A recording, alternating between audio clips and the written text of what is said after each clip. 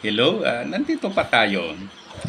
Maganda yung sabi kanina ni Senate President Subiri, dapat daw, alimbawa, ikaw ay anti-China, hindi nangangahulugan na yan ay anti-Duterte ka. O ikaw ay pro-China, hindi ibig sabihin yan ay ikaw ay pro-Duterte.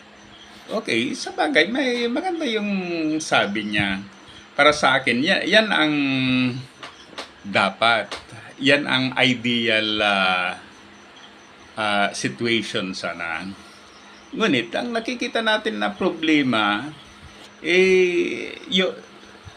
alimbawa, dyan sa Senado, talagang may mga senador na maka-China. Pagkatapos, itong mga maka-China ito ay it so happen na maka-Duterte rin. I-analyze natin itong alimbawa, si Senator Padilla.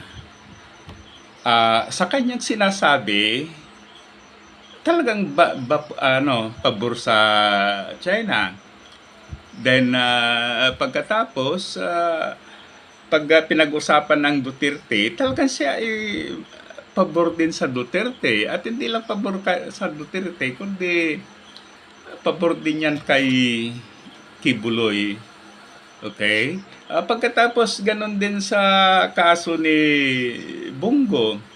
Bagamat medyo wise ito dahil hindi siya masyadong nagsasalita tungkol sa kanyang loyalty. Pero pag tignan mong maigi, talagang sila ay pro-China at the same time pro-Duterte. Okay. Tingnan din natin ang situation ni Senator Amy Marcos. So, ganun din. Okay? Talagang kaanib siya ng mga Duterte. Pagkatapos yung mga sinasabi niya ay parang pagpabor naman sa China. Okay, hindi lang sila, si Tolentino din, si Cayetano, at marami pa dyan, ano?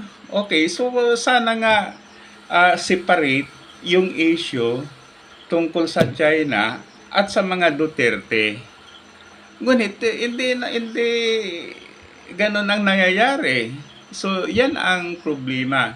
Ngayon, itong si Senator Subiri bilang Senate President, yun sana ang parang gawin niyang yung kaisipan o konsepto diyan sa Senado na dapat i-convince niya yung kanyang kapwa senator na dapat yung question about China ay separate sa kaso ng mga Duterte. So, yun sana ang maging kanya, no? Parang para yun ang yun sana ang stand niya with regard sa isyong ito.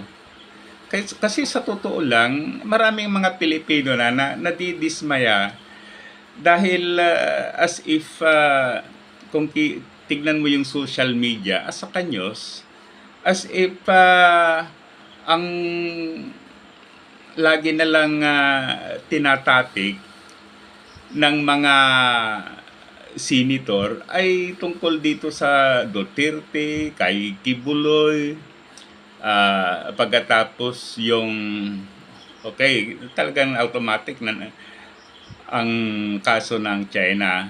Ngunit, usually, pag sinabi na yung China, talagang laging nasasambit ang Duterte. So, hindi sana ganon.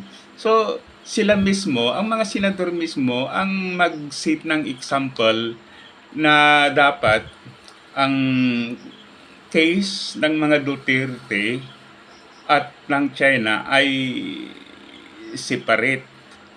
Okay? So, muli, thank you. Sana i-like at saka subscribe sa ating YouTube channel. Mabuhay tayong mga Pilipino.